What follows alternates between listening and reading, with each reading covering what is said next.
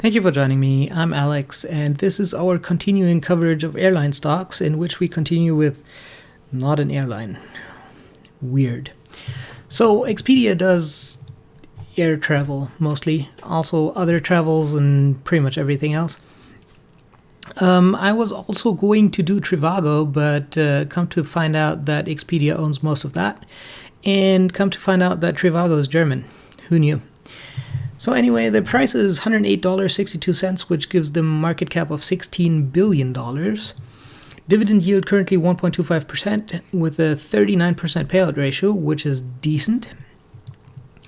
Revenue $11.2 billion. Earnings $406 million, both up 10%. And that gives them PE of 33, which is slightly high for my taste. Total assets, $18 billion. Total liabilities, $12 billion, which gives them a total stockholders' equity of $4.1 billion. I'm not sure how that math makes sense, but Yahoo Finance, who apparently wanted to change up their whole website on me again. So that's where we are, and the balance sheet looks pretty good, I would say. The dividend yield is pretty decent. And the growth is also pretty decent.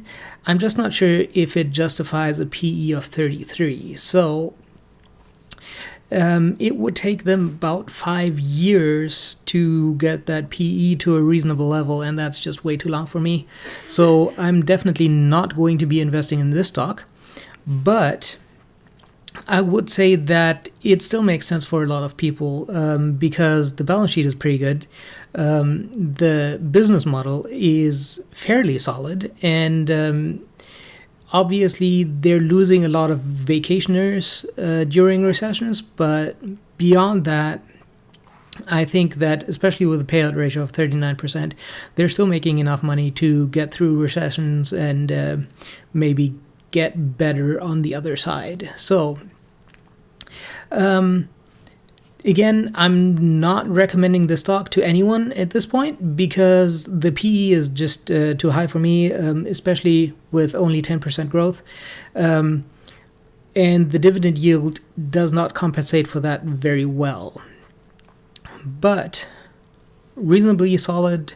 I would say fairly old, but as it goes with these tech companies, none of them are very old in the general sense.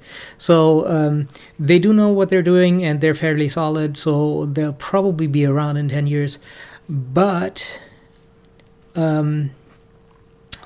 slightly too high PE, slightly too little growth, and slightly too low dividend for me. So I'm not going to be buying it, but I wouldn't blame anyone who did. That's it for me for today. If you like this video, make sure to subscribe. I'm coming out with more videos every day before market open. I hope you have a successful day.